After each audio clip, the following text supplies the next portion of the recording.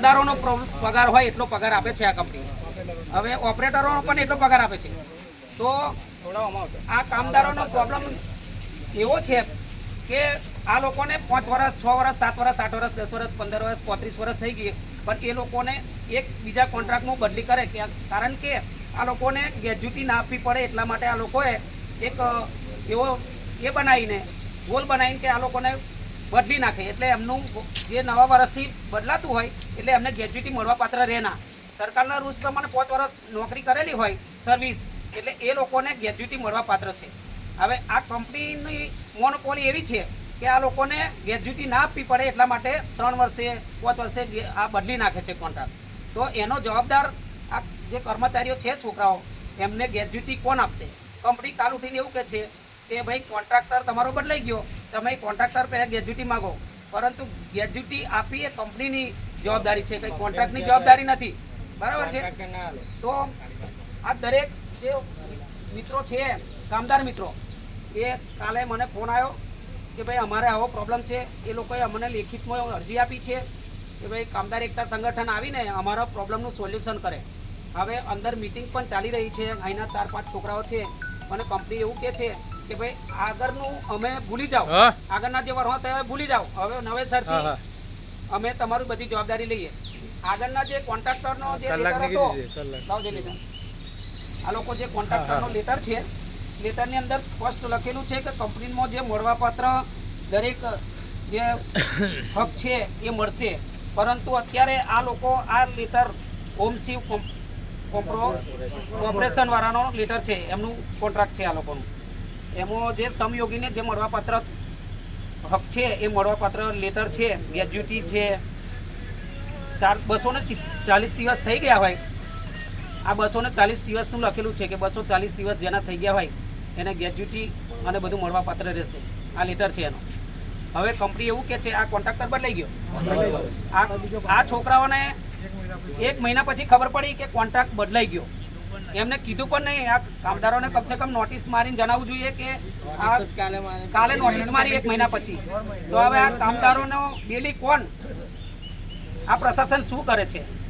કાં તો તાલુકા પંચાયતના હોય, જિલ્લા પંચાયતના, ગામ પંચાયતના સદસ્યો હોય કે કાં તો તાલુકા પંચાયતના ધારાસભ્યો હોય, એ આ લોકોને અહીં કોણ વારે આવશે અને એમનું કોણ હિત તકાશે? આજ કામદાર એકતા સંગઠનમાંથી હું પ્રતાપસિંહ ગોહિલ આવેલો છું અને અમારી ટીમ પણ આવેલી છે અને સાથે મીડિયાવાળા ભાઈ પણ આવેલા છે. તો આજે આ લોકોને પૂછીશું તમે કેટલા વર્ષથી નોકરી કરો? મારા 4.5 વર્ષ થયા. આ ભાઈના 4.5 વર્ષ થયા એટલે 5 વર્ષ પૂરા થવાની તૈયારીમાં આવો કોન્ટ્રાક્ટ બદલી કાઢે તો એમને ગ્રેજ્યુટી મળવા પાત્ર ના રહે. આ ભાઈને 5.5 વર્ષ થયા છે, એમને ગ્રેજ્યુટી મળવા પાત્ર અત્યારે છે, પણ આવો કોન્ટ્રાક્ટ બદલી કાઢે. કાકા તમને કેટલા વર્ષ? આ કાકાને અહીંયા 6 વર્ષ થયા અને આગળ કેટલી સર્વિસ છે તમારી?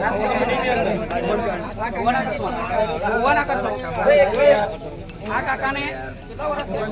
39 વર્ષ સર્વિસ થયા છે આ કાકાને. અને કેટલો પગાર આપે છે?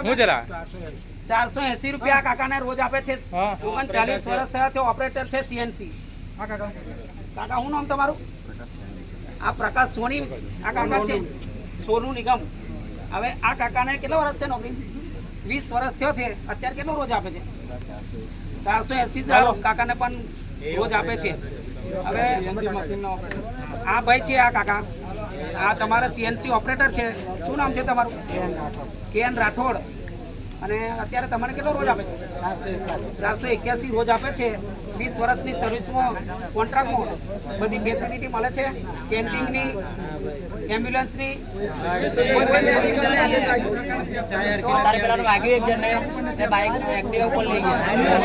અહીંયા સેફટીના સાધન પણ નથી.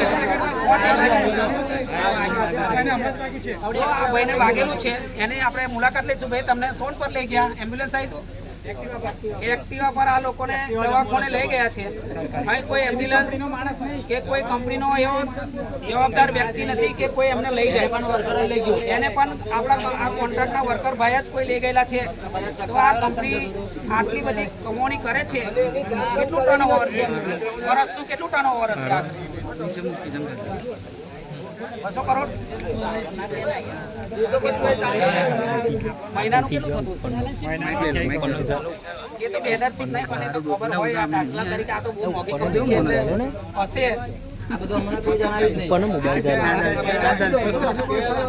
લગભગ એક મહિનાથી આમ પડું થઈ રહ્યું શું પડ્યું? આ ભાઈ મહિનાથી નર પડે થઈ રહેલો હતો. આ ભાઈ હાથ ધોવા જાય એમને નર પડ્યો અને વાગ્યું. એટલે કંપની આટલું બધું જવાબદાર પણ લેતી નથી કે ભાઈ જો આ ભાઈને વાગ્યું છતાં એ નર હમો કરાયેલો નથી. તો આ કંપની એટલી બધી લાપરવાહી છે. વર્ષની 72 કરોડ રૂપિયાની કંપનીની ઇન્કમ છે. એને વિચાર કરો તમે કે આ કેટલી ઇન્કમ જોતા એમ્બ્યુલન્સ કેન્ટીનની સુવિધા કોઈ સુવિધા નથી, સેફટી શૂઝની સુવિધા નથી, યુનિફોર્મ આપતા નથી, ચા નાસ્તાની વ્યવસ્થા નથી. તો તમે મિત્રો જુઓ કે આ કેટલી બધી હદે આ કંપની વર્કરોને માનસિક